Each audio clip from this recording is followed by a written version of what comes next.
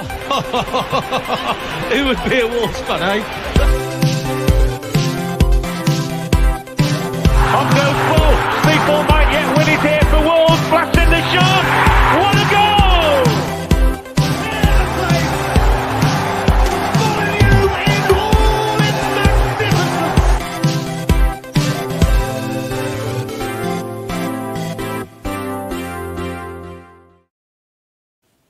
Hello and welcome to today's episode of Wolves Fancast. We are back, ladies and gents, to our match reaction shows. It's been far too long, but like they say in Frozen 2, some things never change. Joining me tonight, we've got Matt, Stu, and Amy. Guys, I've been so looking forward to this up until yesterday's game, and then we get to have a nice, good old-fashioned moan about the refereeing. But we'll park it to one side for a bit, because I think this team deserves a lot of praise and a bit of criticism as well, to be honest, because I don't think any of us were necessarily quite expecting the performance they put on yesterday, to be honest. I mean, Stu, you were there yesterday, and you were kind of saying beforehand sort of how good the atmosphere was, and sort of properly like behind the team, which I know I felt like that there was opportunity for it to be a bit more toxic. Yeah, you go back a week ago and no one was really looking forward to it. Really, it was. I know I put a thing as saying subsequently that I've put that bet on for top half, but you've got Bully singing along with the crowd before the game there. I mean, I did tweet this on before I knew I was coming on here today, coming off the subs bench for you all, not just being egotistical and putting my own tweets in this. But it was great. It was like a party atmosphere, which you normally get first game of the season anyway, but especially after the summer that we've had and all the madness that happened last week, I don't know what I expected to see, but it wasn't that. And it was from the first minute as well. You had all this stuff going on with Bully beforehand, which is always a good laugh. And then you get to your seat and it's full Gary O'Neill's Golden Black Army, which I thought, okay, you're going to give him a bit of a chance, but not that. It was like universal praise from minute one, and then you skip to the end of the game and everything, whatever happens, and it was like hairs on your arms kind of thing. It was deathly silent, apart from that chant, for a good minute and a half. It was amazing. I don't think anyone would have expected it, and obviously the performance led into it. But even before the game, like we just showed that video, it was just wonderful, and it was like us against the world again, which was great. Yeah, like it could have so easily been, let's say, toxic, for want of a better word, and be a bit rough. And I don't know, like I was really impressed with like Gary O'Neill before the match in terms of how he came across and what I was kind of expecting of them. And to be honest, it was a bit of a can't lose situation for him in a way, because if we had been a bit drab, a bit poor, and even just stuck 10 men behind the ball, like no one would have necessarily lamented him for it. But we came to play, guys. I mean, let's talk starting lineup first and foremost. I think it was arguably what most were expecting. I mean, Amy, could you have seen Fabio Silva potentially getting a start as one of those front three, though? I mean, I probably would have had Silva on over Sarabia, but I think he showed up when he played, to be fair. So I was expecting Silva to be on there. Thought possibly Doc, but yeah, he put Semedo on, and I thought, again, Semedo showed up and played very well. So I think the lineup was quite predictable, but worked very well in our favour. Yeah, it seemed somewhat, I was going to say, well, more than justified, to be honest, by, I guess, the smash and grab nature of the performance. I mean, Matt, the only other thing on the starting lineup, I guess, is the competition for left back. And Aït-Nouri, who's been out in the cold, out in the wilderness, seems to have been brought back into the fold a bit. Yeah, I'm thinking from Gary O'Neill's point of view, there was definitely a game plan of hit them on the break with pace and with kind of ferocity, and that's exactly what he offers. What he offers defensively is enough to keep you up at night sometimes. But lineup-wise, was more or less what he kind of had to go with. Really, I think Fabio Silva, as much as like the fans absolutely want to see him, smash onto the scene again and get loads of goals, he joined the pre-season late, and I know that's no excuse with Neto, really, but I think keeping the pressure off him at the moment in the first game against Man United, it's important to be realistic about what our expectations are, and I think nobody really knew how we were going to play. And when he came on, he showed that impetus, which we'll get onto later, I'm sure. So, starting lineup I had no issues with at all, and it was just like you say, it was no lose. I'd set my expectations incredibly low. Like, I'm talking, as long as we don't match Villa's result, it's a result for us, basically. And then over that 90 minutes, everybody's attitudes completely changed. I mean, sort of beforehand, and my motivation and a bookmark tweet was seeing a clip from Rio Ferdinand show, sort of calling for a demolition job, basically saying how crap we were, that we saw Neves, Martinez, Traore left, and we've spent 3.5 months going into all of the weeds on that. So I think we've all kind of emotionally detached from it all now. But I was like, let's show what we're about, and we did, and we got off to a roaring start. For me, we just took the game to them in our own way. Don't get me wrong, we were that bit deeper, but I can't remember the last time I saw Wolves play with that much freedom and technical proficiency on the ball. Yeah, it was. Well, to say it was a surprise one. We had bits of it, like at the in the Rennes friendly. There was little signs there, but nothing like this. Not from, and I think everyone's commented today and last night as well. From what I've heard, that everyone goes to Old Trafford and you sit a little bit deeper to start with, and then you get pinned back, and that's just what happens. But to take the game to them like that, you don't even see Liverpool and City and anyone else doing that from the very start. And we just went at them, and they had no answer to it. And there was a brilliant Tifo video today about why were Man United so bad, and it was because we made them so bad. And the amount of times over the years that's happened, yeah, we've been their nemesis, but not in this way. This way, we absolutely battered them from start to finish. Yeah, I mean, something that's frustrated me about a lot of the narrative, and you got it at half-time in the commentary as well. It was, why is Man United playing so bad? It wasn't. Wolves playing so good. Yeah, I mean, you expect that, don't you? I mean, you get people, you put that in your thumbnail, like the Athletic have done and stuff, and that's where you're going to get your clicks because they're a bigger club than us. But in reality, when you look into it, everyone almost to a man has praised us for how well we played. Yeah, and I mean, I'm skipping 45 minutes, I appreciate, but Gary Neville at half-time was saying, Old Trafford, it was almost like proper, it's like, Old Trafford's a really wide pitch. Use the fullback, exploit the wide areas. And it wasn't that, the fact that Nelson Semedo was one of Wolves' best players, argued like one of the best performances I've seen him put in a Wolves shirt. So it's like, well, yeah, they tried going down the sides, but we locked them down on the side, so they had to go inside to the fucking dogs of war in the middle of the park in Lamina and João Gomez. I mean, I'm already in love with João Gomez, but he is just the new Neves, right? In our hearts and minds on the football pitch. Yeah, I think he was really the benefit of really good tactical nous in this game. That the Tifo vid that Stu's referring to is excellent in explaining how we were pushing them, forcing the play onto Aaron Wan-Bissaka to then be forced to then come inside and then be on them straight away, press and force a mistake. And it's exactly that. And that is down to like a plan, like preparing to fail to prepare. You know what I mean? That kind of mentality that it felt like a really polished tactical performance and like an idea had been implemented. And the energy levels throughout that game were crazy. I mean, that was Semedo's best game in a long, long time. And I had nothing but praise in the ground for him when I was there. I couldn't believe gleefully thinking about some of some of the criticism he's had in the past and like a performance to shut those doubters up. And then it was dogged and it was nasty, but not in a graceful way.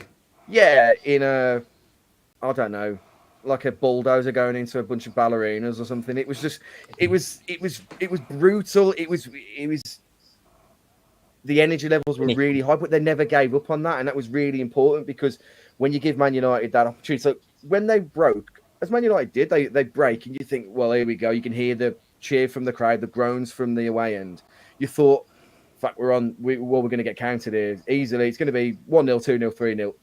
The pace in which they were tracking back was unbelievable. It was a real, like watching the red arrows coming, chasing after it. It was a really good watch. It was really entertaining. And that's exactly what Gary O'Neill set out to do. Really, really wonderful to see. I think you've touched on many a wonderful point there, Matthew, as always.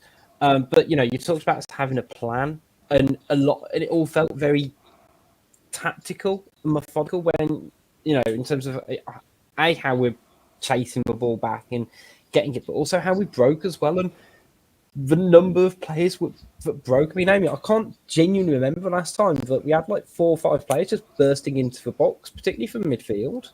It was amazing to see. I mean, with Gary O'Neill, I was expecting it to be quite defence football from the off, but I think the amount of runs that we had, even straight down the middle, wasn't even down the sides. It was just like, you could see the attitude of the players was, we just need to get up the pitch and play in their own half. But no, I think the plan in place was just be brutal and just attack. I thought it was very exciting football. It was also very excruciating when we didn't actually score, but I thought it was more like I started watching football properly when we were in the last season we had in the Championship and we won the league, and it reminded me just of that. Like, the passion was just there. It was like, we've just got to go all out from the get-go. And I think that was just the plan. It was just fire. Yeah, and it works for 3/4 of the pitch, didn't it? And we had almost those warning signs in the first half where we're having these breaks, and Kuna and Mateus Nunes just were swashbuckling. And, it was a minor miracle that, Martinez didn't get sent off. Because I think that was one, he was already on a booking, because he got a booking very early on, didn't he? And I think Kuna skipped past him on the halfway line. I think I tweeted from the Fancast account being like, oh, really good play, because he's, we've not just got a crappy free kick on the halfway line. But actually, on another day, you get, Kuna tries to get him sent off or whatever, but we had him on the back foot so many times. Luke Shaw got an early booking as well. Casemiro magically escapes bookings like it's no tomorrow. But, Sarabia had that chance in the first half in particular where he just dragged it wide, and you can't go, oh, okay, fair enough. And you always think that's like you won at Old Trafford, because you don't get many. But it just kept happening. And just kept happening, and we've lost Adama Traore, who's just known to be this ball carrier, and all of a sudden it's like, well, we've actually got 2 or 3 other players who can just do this job, but also pick out a play at the end of it. Yeah. And I think Nuri again, and like Matt said, going forward is his strength, not his defensive qualities. But I think for Marcus Speller on the Football Ramble today to call Cunha the second best player behind Haaland in the league, and I think he opened a lot of people's eyes just because we didn't really see that last season, and I think it's damning really on Lopetegui that he was the man he wanted, never played him in any kind of position like this all for the 4 or 5 months that he had here, and then Gary O'Neill's come in 4 days and got this performance out of him. It's unbelievable. Yeah, I was going to say, speaking of kind of Gary O'Neill and sort of mentioned tactics as well, it did feel like a lot of that must have changed from him in terms of that game plan, in terms of some of those patterns of movement. And, you know, they did little bits and bobs of that at Bournemouth. If you look at Philip Billings, you know, last season in terms of his late breaks into the box, it was a bit reminiscent of that. And I don't know, I found it really interesting in terms of how they did just match it up and went toe-to-toe. And it wasn't without the scares in the first half as well, but they did great. But the truth is, I don't remember Sarr really being under heaps of pressure. No, I didn't think he was. I mean, don't get me wrong. He did his best impression of kind of a sprinter would run out of the box on a couple of occasions, and you know, just reminded us of the frustrations of him as a keeper in general. But no, you know, he wasn't put under a lot of pressure in the game, really, at least in the first half. Well, actually, in the second half, to be fair, apart from when we conceded. I think, you know, to make sure there's a certain element of equipoise to this. Defensively, I was like worried on that left hand side as well as we were looking at it, and worried about Ait-Nouri, and kind of we were giving so much space on that left hand side to allow that ball to come into that channel, and we were kind of. I think Dawson's performance will be really understated or not talked about as much because of all of the attacking side of it, but he just mopped everything up in that game. He was Kilman as well. Not quite to the same level, but Dawson was just there for everything. Like, so assured, calm, and mature performance from him that it kind of negated when the ball did end up getting into the box from United. He was there to mop up. It was really good to see. I'd just be really interested to see if that's the kind of risk-reward matrix we're going to use going forward, whether we're going to allow teams to be able to come at us to then have that being the risk, the reward. Okay, we'll hit them on the break with as much ferocity as we did. I mean, it's exciting. It's scary, but it's exciting, like anything worth its time should be, I guess. I think that's my biggest question, to be honest, because we have so little sample size into Gary O'Neill as a manager, let alone just a Wolves manager, and it's going to be really difficult, I think, for us as fans to go into, I don't know, the next 3 or 4 fixtures and can't go, yeah, but we played like that against Man United. And it's, well, Man United are a team who are arguably competing for a title, but probably not, judging by how they played against us. But, you know, we've got Brighton next, and then we've got Everton, Blackpool in the Cup, and then Palace. And I think those are going to be our real litmus test, because particularly Everton and Palace, they're not going to probably commit as many players forward as Man United essentially have to, because of the type of team they are. So it's going to be interesting to sort of see how we play against teams who are a bit more conservative than Man United, and see, I guess, what tactical changes are made to this Wolves team. It's going to be an interesting time, because it's almost kind of going into the unknown. But in terms of chances, you know, as I mentioned, Sarabia, Neto had a couple. Kuna had that really big chance after a fantastic break, which he should have scored. I know he was outside the width of the post and he hit the post, but you need to be scoring, don't you? Yeah, it was a better chance than it looked live when I watched it back this afternoon. Because you thought, oh well, he's gone quite wide there and he's coming at it with his wrong foot, but he was 6 inches away, and it's just another one. And then you, like you mentioned, Rich, the Sarabia Henry Kamara impression in the first half, and that famous game where we could have won it that time as well and didn't. We've said for the last 2-3 years, haven't we, that let's just create chances and miss them rather than do nothing at all. So we can't really moan there that that's exactly what we did. I'm sure I'm stealing this stat from somewhere. That was the second most amount of shots Man United have faced at Old Trafford in 20 years or something silly. Since records began. Yeah. Records began, which was 2003, which is shocking. But, you know, it kind of just showed that we just weren't afraid. And I think, like, for the last, 3 seasons, you know, Wolves have been a little bit goal shy in terms of actually just having those shots.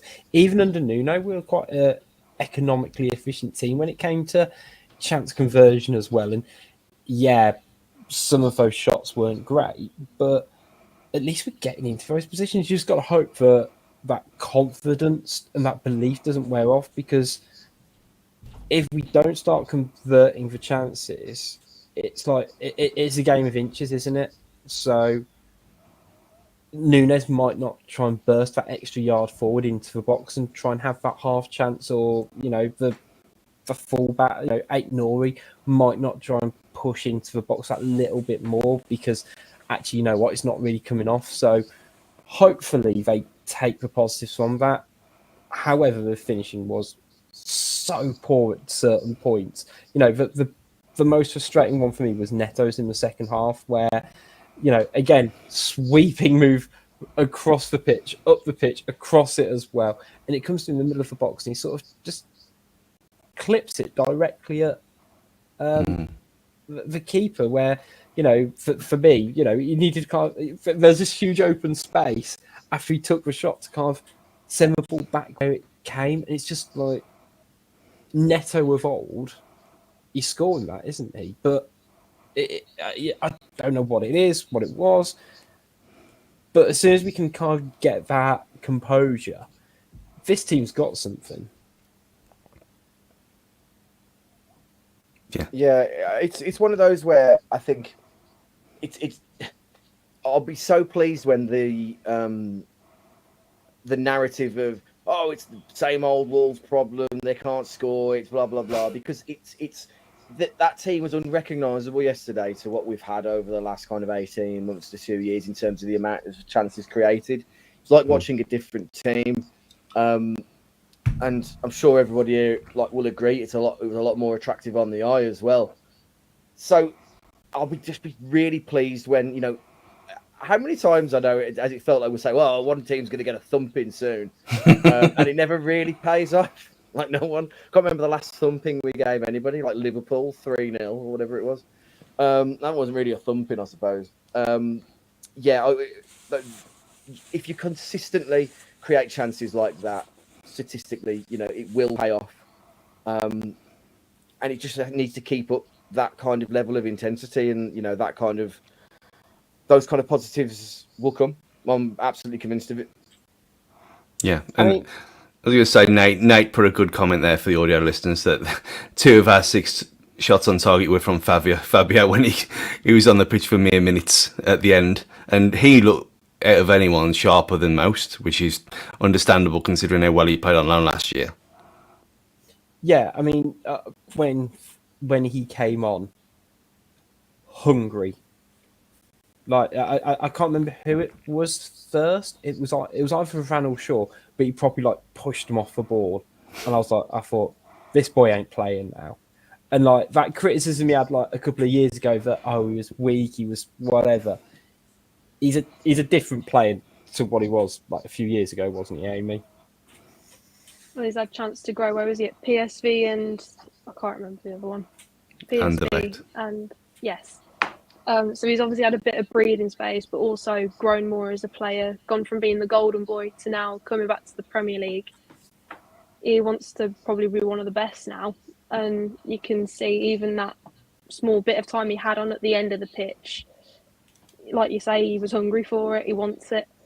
But again, I would have started him, but I thought Sarabia had a fantastic game. But I think Silva probably could have come on beginning of the second half, given him a bit more time, maybe would have got more from it.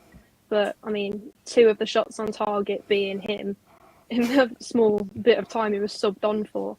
I mean, it tells you everything you need to know, I think. But especially against Man United. Yeah, I think he compared to Kuna, I guess he just seems to be a bit more of a striker as opposed to a forward. Does that make sense, guys? He had the kind of determination. He had that kind of determination. The second he won the ball and was in an opportunity to have a shot, he took the shot straight away. There wasn't there wasn't a thought process behind it. He just saw the opportunity. He almost had an identical shot twice. So he just had to kind of turn on the swivel and shoot and just hit it with pace. ball could have deflected anywhere and gone in. Whereas I think other players, in our forward line, might have to have that second thought about it first.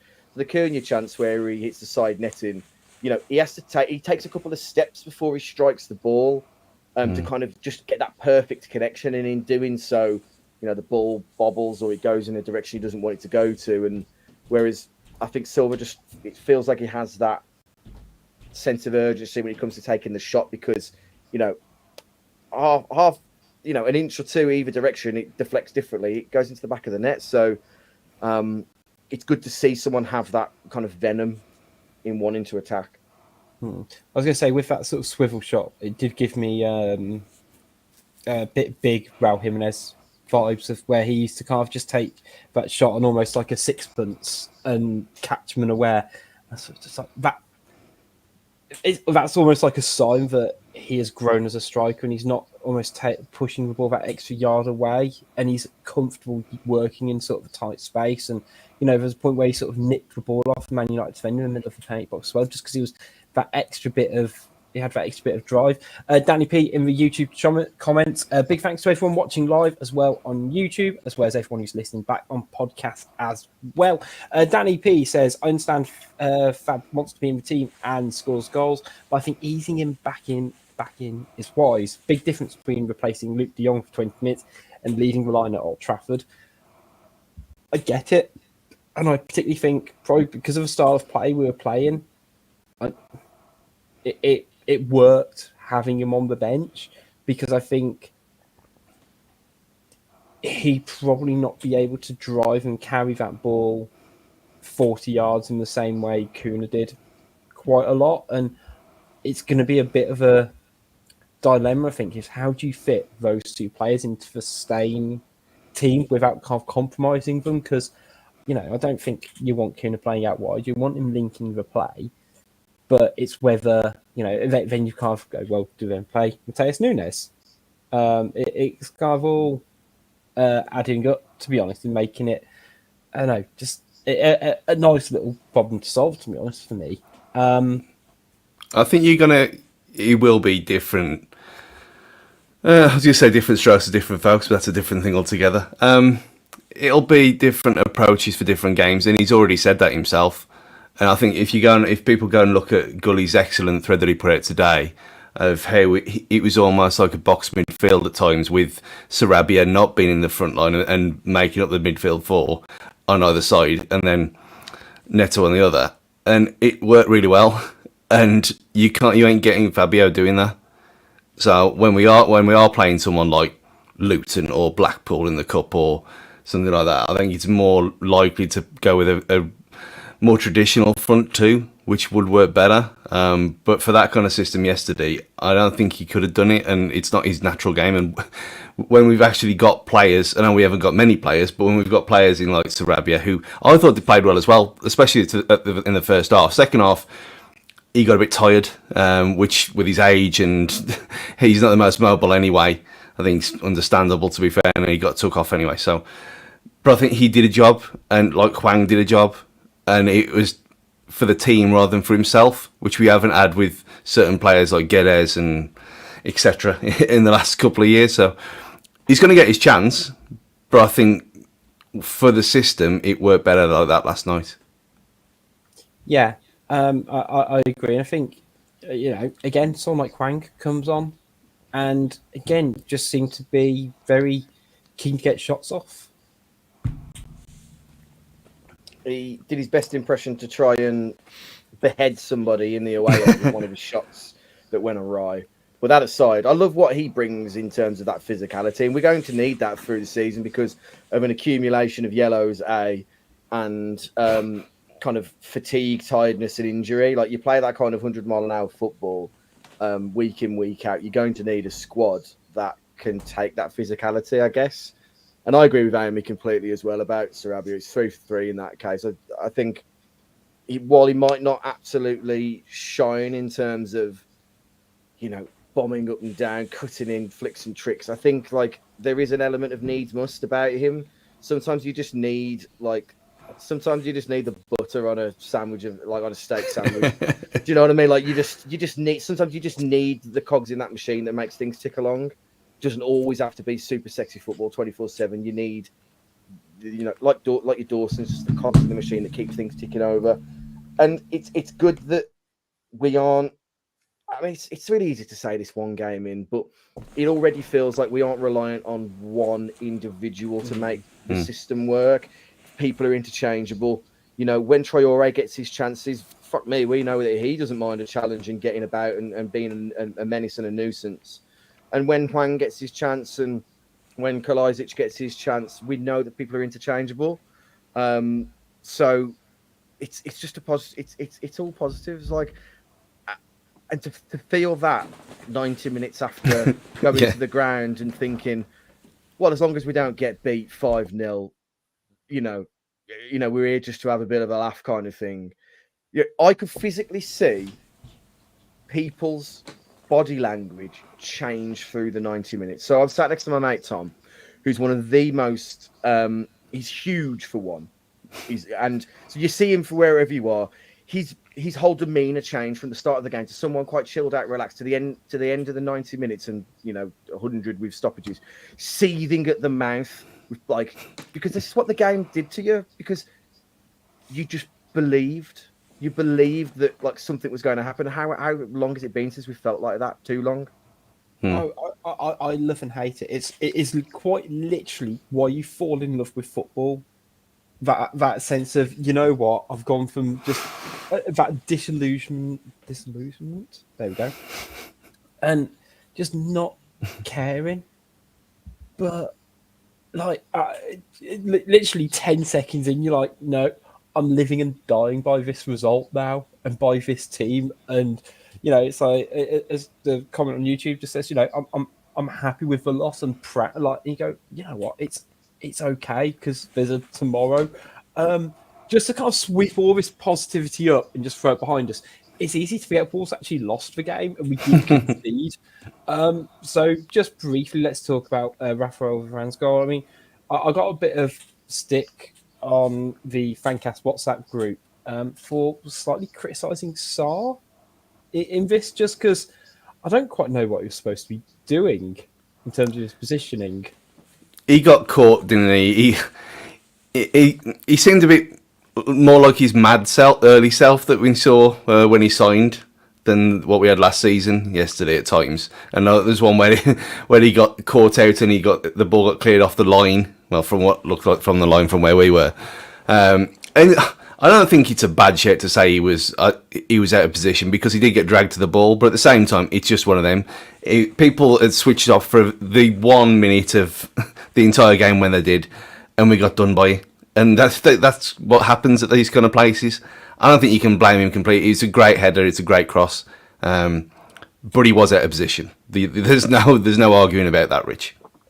Yeah, and I think, for those watching on YouTube, you look at the stills and there are 4 Man United players who could arguably score. There is a proper overload, as the tactical kids would say. If it's not Varane, who's going to pretty much always win a header against Nelson Semedo, you've got Rashford there, you've got I can't quite see who's behind on top of it. There's a few players in there. There was a level of inevitability about how they bombed forward and got their goal, which again at the time it was just like, it was frustrating because it felt almost like against run of play. It felt so undeserved. And I appreciate we are biased about it, but it didn't feel like Man U were particularly deserving of it for me. No, I think Matt will say the same as well. I've been to Old Trafford 10, 12 times, something like that over the years.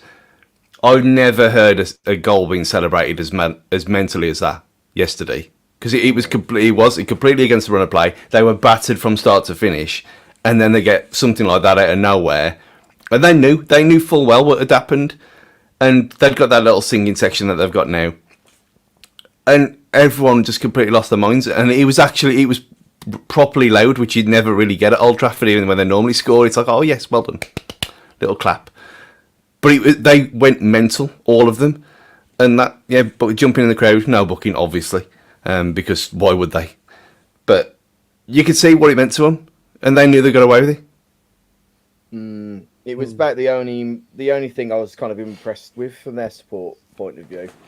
You know, they were you get those cliched football in a library chants these days, you know, 10 a penny, but it was an awful atmosphere in there. And then they had their really silly Glazer out banners in the corner for a club that's been bankrolled for generations over and over and over again. But we'll let that dog lie. I mean, from your point of view, Amy, Rich, I don't know what it felt like at home when they scored, but it was deafening when they scored, and it was just that sucker punch that we. But the important thing was about it, and Gluddy put it out on Twitter earlier, is that they didn't let the hedge drop. Could have been very easily teams of old would have gone on and not pressed from that point onwards. So it'd be interesting to see what you guys thought about that, really, in terms of how did you feel at home with it? Because I was kind of fearing the worst at that point. Well, that's it. You concede in the 76th minute at Old Trafford when you've had a run of play. It could and should have been easy for Wolves just to throw the towel in, but they didn't. And I was surprised not to see more commentators and analysts sort of say, "Oh well, all Wolves did was get them on the counter attack," which A was untrue for the first 76 minutes, but the chances that we created in those last 15 to 20, let's be honest, because Fabio Silva comes straight on after a goal. We've already mentioned he had 2 shots on target. We created a hell of a lot of chances in 20 minutes to really test them, and it wasn't just, we've stuck it in the mixer. We had them pegged back, ironically, like Manchester United of old, where we were properly switching the play, stretching right out to the flanks. And, you had point, and the disappointing thing for me was when Neto, I think he had one where they did really well to create the space for them. He then puts in a very average cross, which doesn't kind of go to anyone. That's the part where we really struggled with it. But again, you go 1-0 down at Old Trafford for a team who have had a shambolic pre-season in the grand sense of the word. And what's our manager's response to it? Bring on 2 strikers, take the game to them. And I think that bravery and confidence, it surely gives the players confidence in themselves, hopefully. It's definitely given the fans a lot of confidence as well, in terms of actually, we're not going to be a team who just, give up. And one of the things that, for me, looking back, last season, we had a really disruptive pre-season as well, if you remember, in terms of the lack of pre-season friendlies, and we looked really unfit. It took until Lopetegui joined, until that the World Cup break, to actually get a decent level of fitness. But for me, you need, it sounds fucking naive when I say it, but you need players who can go for 90 minutes. You need, that's the key points in the game to actually take that advantage, isn't it? And we just didn't let up, and it kind of all came to a point in the dying moments, as it were. Before we get to that, let me just say that, remember the game against Leicester last season in the first half where we were brilliant, and then a certain someone came on the pitch and it all went tits up? We've got a unique opportunity for a change. And Amy's only ever known a midfield at Wolves with Neves in it. So how did your opinion... Sorry. I was thinking, as soon as she said it in 2018, to go from that with him and obviously Lord Martinho and in the Premier League and be settled, and a midfield who sit and don't run around and chase and hack people down, how different was it from your point of view, going from what we'd known to what we had yesterday? I was nervous, just noted. I was dead nervous because I was like, right, King Neves no longer here. Right, okay. Did have faith in Lamina. I rate Lamina as a player. I think he's fantastic. But I think I was nervous throughout, but I thought it was, again, showed up. But it was weird, but at the same time, because it was so exciting, I felt like I wasn't watching Wolves. I felt like I was watching City. I felt like I was watching City. I was like, oh my god, exciting football! This is brilliant. But noted that throughout the game, even after Varane's header, you could hear Wolves fans constantly throughout filling Trafford over Man U chants. I know they celebrated, went wild, but straight after, as soon as that died down, who was chanting again? And we didn't switch off from the reset. We were straight on it, which was quite odd. But I mean, you can't really blame Neves for when we did switch off, because he was 9 times out of 10. Very rarely did he switch off. Always won the ball back in midfield. But our midfield was fantastic. Literally obliterated them. It was like brilliant. I felt Cunha covered the pitch, but again, it was a big team effort. But no, it's not the same without Neves, but we looked strong and confident. Yeah, and I was going to say that midfield trio. To be honest, they all were standouts. You know, Lamina and Gomez seem to have, I guess, capped off Neves in a way in terms of what he brought to the team. You know, Nunes, who obviously came for a big fee last summer and didn't necessarily quite hit the heights we expected from one reason or another. He was brilliant yesterday, and it's almost, I think it's been genuinely difficult the last like 24 hours, hasn't it? To, I guess, give everyone enough praise. You know, because I could have done a 5-minute slot on Nelson Semedo, and we talked about him briefly. I could have done on literally any of the 3 midfielders on Kuna. Fabio Silva plays 15 minutes. We spent 4 minutes talking about him. You know, it's a great problem to have. Don't get me wrong. And it just, but that midfield, it was, you say, almost. It was stagnant for so long, wasn't it, Stu? You know, how many times under the Nuno era did we talk about, you know, having this same old midfield, and now we've just got this really dynamic one, but we've also got, you say, likes of Traore who could come in, something else. It doesn't have to be 100 mile an hour every game either. That's the point. And we saw last season with Lamina and Gomez and I mean, you can only count Matthias at this point because he is what he is. But we have got the players there to play a static midfield again if we had to, and if the game demanded it. But yesterday it was battering Casemiro, and that was the objective, and we did it from start to finish. Yeah, exactly. And you know, I put out a cheeky tweet earlier of a clash between Gomez and Casemiro, saying, you know, world class Brazilian midfielder and Casemiro. And to be fair, I do really like Casemiro. There was a point in the second half where they were on the break and the ball just bounced to him about 40 yards out, and he just opened up his body and just sprayed it out wide. And I thought that's the difference between like anything we've got and frankly what Man United have been missing for so long. Do we want to talk about the penalty? Let's talk about it because, you know, I still don't understand it. I don't get it. Can one of you just go to the ref? Well, I can't. He's suspended for a week. So the next best thing, Amy, defend your profession. I mean, why have a penalty when you can have a really sincere FA apology? It's a foul in rugby. How is it not a foul in football? I was just like, I tried to decapitate him. No, not penalty. It's so obvious. You don't need a referee to tell you that that's a penalty. It's obviously you miss things. Things are different from different perspectives. Jumping on a player and wrapping your hands around them, I don't think from any angle looks good. So I think it was a joke, really. But you don't know what VAR is saying.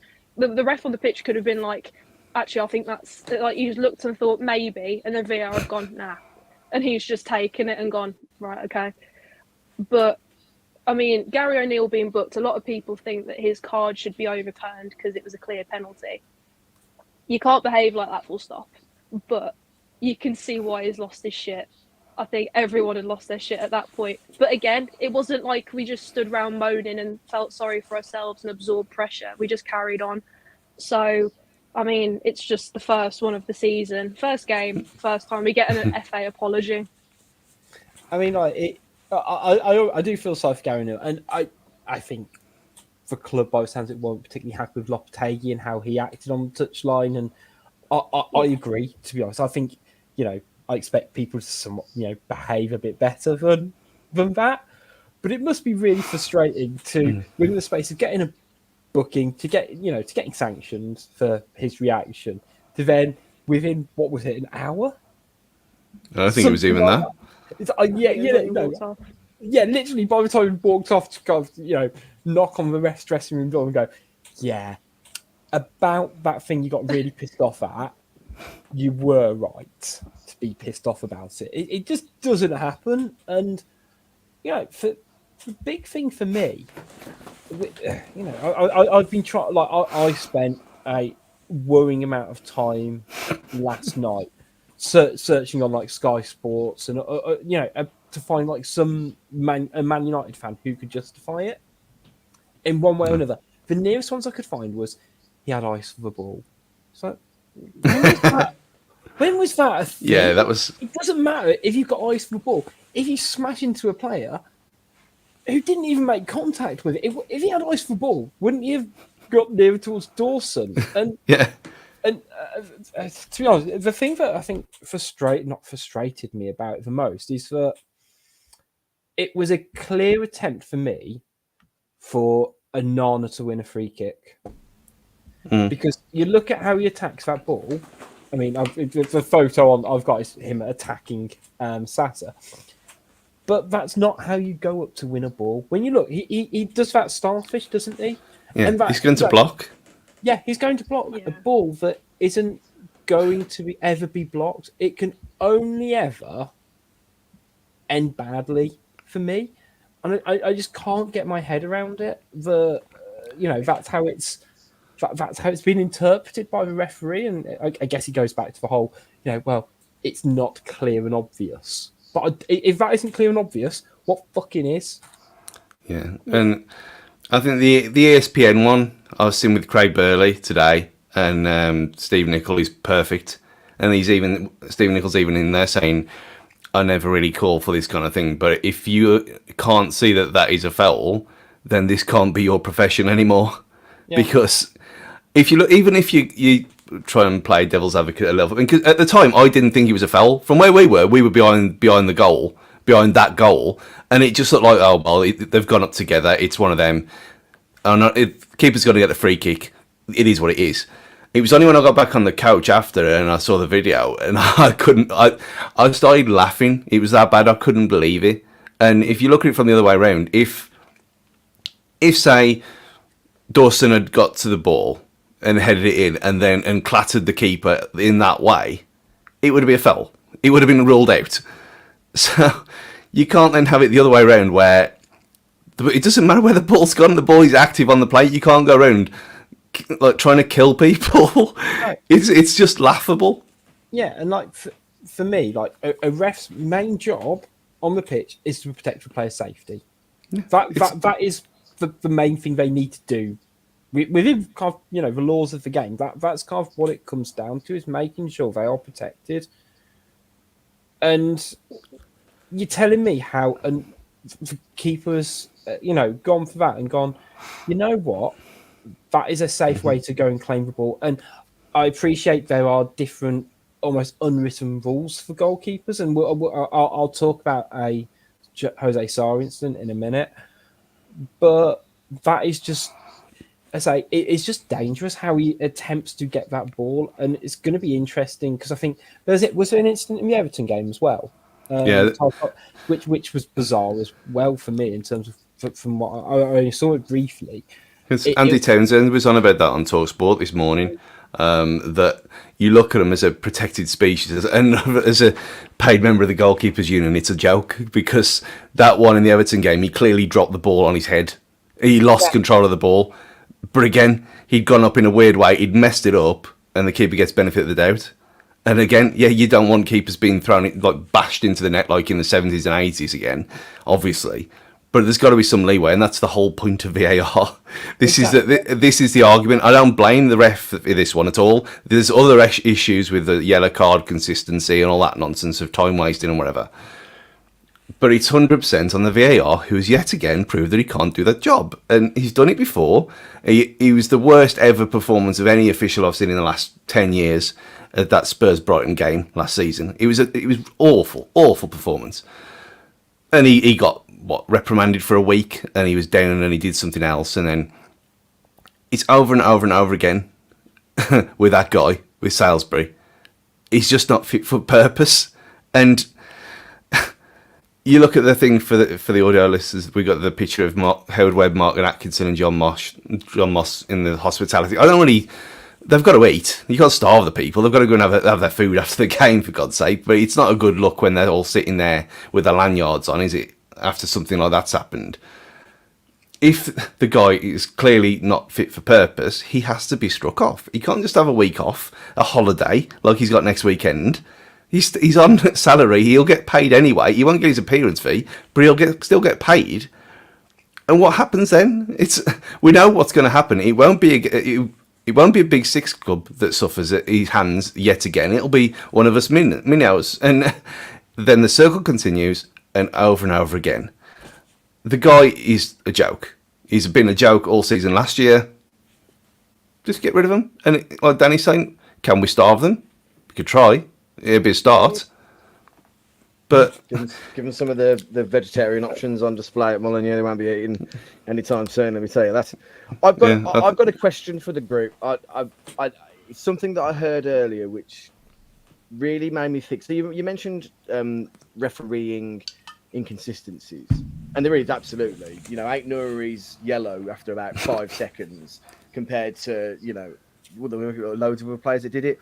Do you think there's an unconscious bias there where it's thought of that because we are the lesser team on paper, club size, everything else, that it's time wasting because we have not got as much of a foot in the game and a chance in the game, whereas a bigger team, it's not considered time wasting by the referee because they're the big team. Why would they time waste? They will win this game.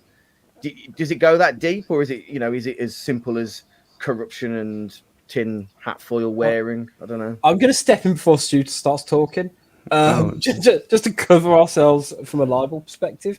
I think for me it all nails down to how poorly something like VAR is implemented in terms of this. It needs to be clear and obvious, and it can't just be this ongoing two-way dialogue, and it has to be, and just this fear, frankly, referees have about making a mistake, and not having, I guess, the humility to kind of go, actually, no, I was wrong, and frankly, I don't. Stu's right. Like I can see why the ref might not see it in the moment. He might kind of think, it was a fairly contested ball. But that's when you have another official to aid him. And that's why I don't quite, get, to be honest. That's the part I really struggle with. And particularly, I guess, when it comes to a big club, I guess your teasing point was, Matt. I think part of it is they maybe lean on not giving a decision, or sometimes giving a decision, so they then don't have to have that, I guess, clear and obvious error against them. So, like, I don't know, let's say the Liverpool FA Cup offside goal, where it was given offside. I have no idea how, what the linesman didn't need to flag, could have given it, and then offside ruled it out afterwards, rather than what happened where it was given and they couldn't prove it because of camera angles, XYZ, whatever, blast in the past. But that just seems like such an illogical way about making a decision-making process with so much riding on it. And I know, I feel like it might be easier for some of those bigger clubs that I think, in fact, so it's the old, if that's Man United and they're 1-0 down and they play a ball to the back post and Sarr goes flying in like that, which, as discussed, he has history of doing, I think the ref blows up for the penalty and it gets checked by VAR just in case, but it wouldn't maybe not get overturned. Does that make sense? It wouldn't get overturned because it's a foul. And I know Matt's trying to get me to go mad again. I'm not doing it anymore. It's because it wastes too much energy. There's enough until they've got the tools there to come out and show us. Let us hear the audio seconds after the game finishes. It's not like it's tape and they have to unravel it from the bloke's back. It's all digital. If they can get a highlight reel to end the show 5 minutes after it finishes, they can get the audio from a VAR call. It's not hard. There's nothing against the rules. They do it in Australia. They do it in MLS. There's other countries that do it. It's fine. Until they start doing this stuff, you're going to get the questions asked. And why is it always the whole Balotelli why always me thing? But the Liverpool thing, it's never happened before. With the VAR, didn't have a camera angle. Never happened in this country. Lamina getting sent off last year at Southampton. Never happened in this country or anywhere else in the entire world until they changed the rule in the summer. And then you have this, which is the first one that I can think has been 99% of the entire world has been absolutely outraged about, regardless of what club you support. And you think, well, yeah, we got that kind of big club bias when we were in the Championship and League One. It happens. Of course it does, because like you said, Rich, it is an unconscious bias. But there's weird shit going on all the time. It's not just us. It's against any big club, against the minnow. And until they come and prove otherwise, you're going to get people asking questions, and rightly so. I would hate it. I would honestly hate it if all my mad theories that I've come out in the past were true. I want it to be pure and not Italian. I want no corruption whatsoever. I don't want any of it to be right. But if it's not right, then they're fucking inept, which is worse. Because what chance do we have then? Because if they're not fit for purpose, and these are the best people in the country, where do we go from there? Go and get Kalina and his friends from abroad. It's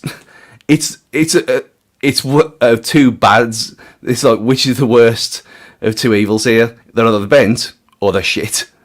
And it's not the system, because the system works perfectly fine, as we saw in the World Cup for the vast majority of the time. When you get the best referees doing it, it works flawlessly. When you get people who don't know the rules of the game and can't use their eyes properly, and it's not even buckling up under pressure because they're miles away. They're in Heathrow. It's not like they're going to get beat up outside Old Trafford. It doesn't make any sense. It just makes no sense at all. Yeah. I was gonna. I don't quite know where I was gonna go from there, but I agree for the most part. I think the releasing the audio is, I think, the big one, as Jordan P says in the comment. I'm yet to hear convincing as to why the audio is not available. If not during the game, immediately afterwards. They aren't helping themselves with the corruption argument. I mean, personally, I don't buy into the corruption stuff. Tom also says, was defo a penalty, and the officials should have more of a punishment than a one-game ban. We had 23 shots at Old Trafford. We've got to find the net. Otherwise, we've got a serious problem. Could have won at least 3-0. Yeah. And that's why I'm not gone off this morning and today about it, of our poor Wolves, because we're our own worst enemy. We had more than enough chances to win the game, let alone to get a draw out of it. But it's the fact that we've had such a nonsense going against us yet again, and it's been shown to the entire world that, yeah, this has been happening. I know our good friend Harry, he did put it up, and I think he took it down again, like 10 examples of ridiculous VAR things that have happened to us and only us, like the Moutinho armpit at Man City. Never happened before or again afterwards. What? Just what? Weird stuff over and over again that happens to no one else, it seems. But yeah, they can't do it in game because it's a IFAB thing, apparently. Even though it works perfectly fine in rugby and NFL and every other sport in the entire world, but of course not football. And again, release it afterwards, no problem whatsoever. Well, because genuinely, and I'm saying this because I'm being a bit snarky, because I've been up since the early hours and was up late at night still annoyed. But I genuinely want to understand the reasoning. I want to actually get a better understanding of the game, frankly. For I hope Wolves do, to be honest, to actually get that explanation. Not because I want to know what you did wrong, because I want to know if like Jose Sá can do that. Do you know what I mean? Like and it's silly. That's me being silly, but like particularly with like offsides and things like that, and I don't know. Like you look at how it's implemented in rugby, and people use those rules for their own benefit a lot of the time, and how they let's say the breakdown of rucks, for example. But it just feels like it's such like a missed opportunity for refs to be able to explain decisions that bit more. There is still that big chance that people just aren't going to buy it, and you're always going to have some level of debate between whether it's right or wrong. But I'd like to think that if you've got the technology, then you'd just be able, say, from our perspective, it was both players went for the ball. It was a goalkeeper competing. He was attempting to make get contact with the ball. That's sort of all they need to say. We could still go, yeah, but he wasn't. But at least have that understanding. And the fact that you say we were given an apology 20 minutes after the game, it just doesn't add up, does it? I mean, one thing I want to sort of pull back on was I mentioned about Jose Sá last year, and that one of the main threads was around, yeah, but there was an incident last season involving Wolves where Jose Sá did something very similar against Leeds United on the opening day of the season, ironically, and a penalty wasn't given, and it did go to VAR. And I won't read through the long comms in terms of sort of why it wasn't given. But essentially, it wasn't judged as excessive force, essentially. And I've seen a few Leeds United fans bark up about it, and I've seen a Man United fan do it as well. And there's a few things that kind of frustrated me about it. And the big one is, like, I hate it when fans do this. And honestly, I reckon we do it more than enough. So I'll try and wind my neck in a bit. But just because there was an incorrect decision a year ago, and Stu, you might have even done that podcast a year ago and felt out of jail on that one. I said it was a penalty at the time. Yeah. We lost anyway, so it didn't matter. Well, exactly, yeah. So it kind of boils down to like three things for me. One, it didn't really matter in the grand scheme of the game because we didn't go on to win. Most of us assumed it was going to get removed in the penalty, and it didn't get given. And also, just because an incorrect decision was made a year ago doesn't mean you should get given an incorrect decision again to sort of punish Wolves for karma from the first time. That's not how it works. It should, it shouldn't be setting a precedent for something like that, but it feels like it is in a way. So I don't know, like that's what I'm saying. Like, can the FA, the PGML, who IFAB, like what is a goalkeeper allowed and not allowed to do anymore? Because I feel that area is a bit grey, to be honest. But anyway, enough of a rant, because we don't want to talk. I don't know about you guys. I don't want to fucking talk about VAR. I don't want to have to. It's cast a cloud over what was otherwise to me like a brilliant performance, and hopefully the players haven't kind of taken too much of it away. But we'll never know, and we'll move on. Right, quickly before we wrap up the game, and I've got a couple of questions from Twitter Corner. It's a toughie, but who are we all giving man of the match to? Cunha. Yeah. I would give it to. I'll probably give it to Semedo because I think it's one of his best performances in the shirt. I don't think we even have the confidence to be able to do some of the things that we did in that game if we didn't have had him being in a position saving our skins on more than a couple of occasions. I think he linked up attacks well. I think he did what he was asked to do with very little flair about it. And he was everywhere. He didn't put a foot wrong, whereas whilst Nouri was great going forward and helped Neto's game, he at turn put us in danger a few times as well, whereas I can't say that about Semedo. I know there's the marking for the goal, But you know, But this there's is numerous players at fault there.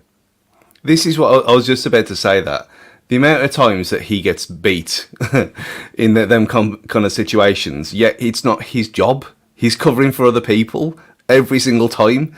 Like, I don't know how he gets himself into these situations, but that wasn't even his man. I don't even know why he was there. It was the wrong side for one.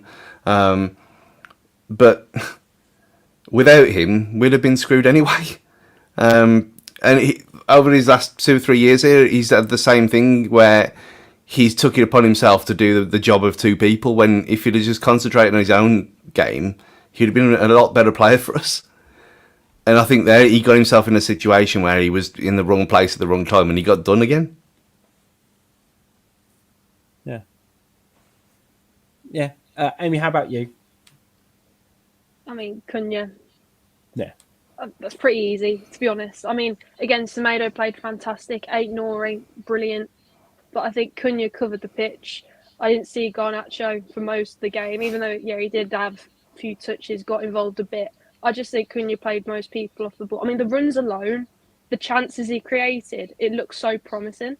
I think, I mean, we were under pressure when we bought him in January to stay up. Now I think he's kind of like, right, fresh start, bit of freedom. Let's bring it to the table and worry about getting, let's say, mid-table rather than survival. You could see he enjoyed playing that position so much better. I liked him in that position. I don't like him up front as a striker. I like where he played on the left. I think it was just a brilliant game for him. Best we've seen him play. Yeah. I'm going to go slightly different from the rest of you, and I'm going to go for Matheus Nunes. I think the way I think he was the player who was able to just link up the breaks that bit more. I know. I think he's got a big season ahead of him for me. Slightly breaking news, for want of a better word. Liam Keane of the Express Star said Wolves are not interested in selling or loaning Fabio Silva this summer, despite rumours this evening. The club deemed him to be important this season. Silva had already decided to stay under Lopetegui, which it is good for Wolves that he's still committed despite the change in manager. It'll be a bit of work with O'Neill now in charge, but the club is committed to Silva. And, you know, the player feeling important under O'Neill, and will have a say in it too, but Silva's under contract and the club want to keep him. So hopefully that's another player who's actually staying at Wolves as well. So all positive from that front as well. We will be back in a few seconds, guys, where we'll answer a few questions from Twitter Corner. See you in a second.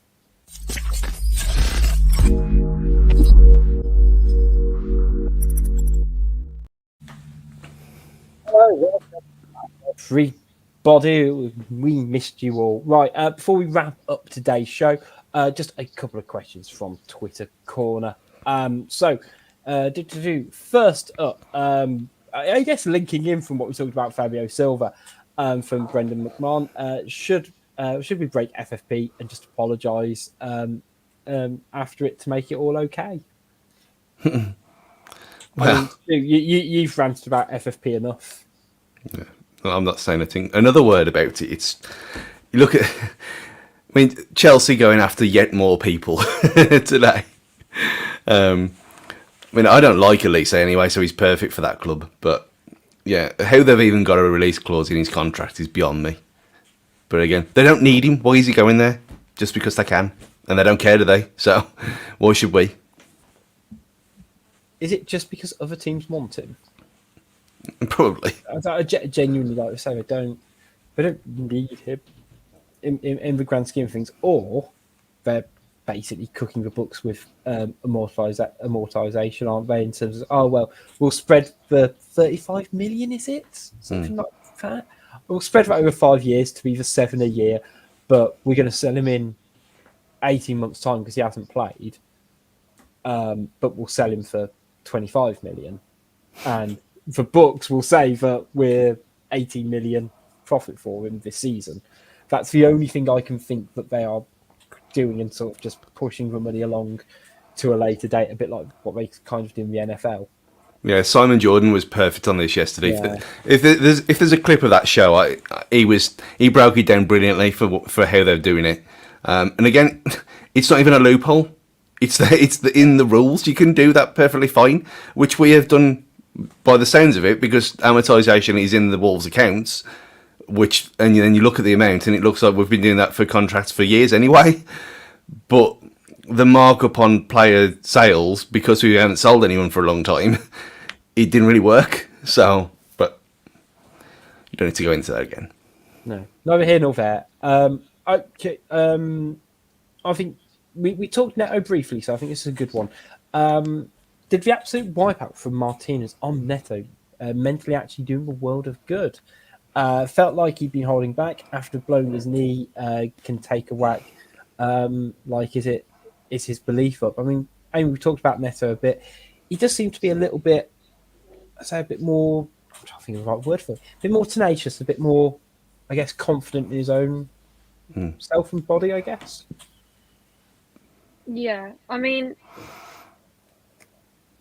I wasn't really watching that throughout the game yesterday. That sounds really bad. I think he needed a bit of a wake-up call, to be fair. I mean, he used to be brilliant. I think he plays good in midfield position. But he came back from injury, blah, blah, blah. We're now here. I think Neto needs to be able to read the game a little bit better and engage with the players. But with Martinez, I don't really know what to say, to be honest. He did look like... It is hard to describe, because he wasn't like front foot up and at him, but he hasn't completely gone full Adama Traore bugged up. But he looks bigger, like overall bigger. I know we've all got bigger with age. And Rich, when there's just a bit of a tangent, are you committed to our club now after that photo that came out on there? Not yet, no. Just for me, it was a bad light. It's an awful position for me here. My laptop's at a bad angle. I've got the mirror. I've got the lights. So no, I think maybe at my birthday. Yeah, I think. Yeah, I think it's a nice end to your hair life. But I just remembered. I was chatting to Beth about it. But for those who, I guess, don't know or don't see, my hair is ever so slightly thinning on top. And I'd mentioned slightly, yeah. Stu hasn't been making very obvious digs on this for years, to be honest. But anyway, I had a photo taken at the weekend, and it was very apparent how much or as little is going. And I was having a look at some family photos, and my wife, looked at a photo of my dad. I was like, "Yeah, see, your dad didn't have much hair." He had several rounds of skincare, which didn't necessarily make me feel great about my own hairline. But don't get me wrong, I'll go that way soon enough. But that's how it happened for me as well. Though it was a wedding photo, and I was leaning down I was passed out, wasn't I? Let's be honest. I was passed out on the floor, and you could see through my hair, and you think, well, yeah, it's time now. Then let's just get it all off, and that's what I did. So from the luscious yellow locks that I had to looking like Matt, just accept it. Just join us. It's fun. It's very low maintenance when you get used to it as well. Yeah, you did go Ginola to Steve Stone very quickly. Yeah. Did they play the same Newcastle team? Did Steve Stone play for Newcastle? Yeah, he did. Yeah, I'm sure he did. Cross grid. Well, I had him in a Corinthian figure. Not this it makes any sense to anyone. I had Steve Stone in a Forest shirt in a Corinthian figure, and it's around about the same time. So I think they did. But Neto's far from losing his hair, and in fact, he looked quite luscious yesterday. But yeah, I think I don't like him on the right. I mean, the amount of times where he just refused to use his right foot and kept cutting back, and it just brought the move up every time. And we've had this problem for the last couple of years when he's played on the right rather than on the left. And he puts a good ball in, which is even more frustrating. If you're just going to do that, then just play him on the left-hand side and play Hwang on the right, where he's more naturally suited to whipping a ball in. But maybe that comes when we got Sasha in the middle. Again, it might be one of them things, but there's a definite improvement from where he was, but he's nowhere near what he used to be yet. Yeah, I think hopefully he can kick back on this season. So time will tell. That's probably a good point to wrap up today's show, because we've been babbling on for quite a while and getting very angry at VAR.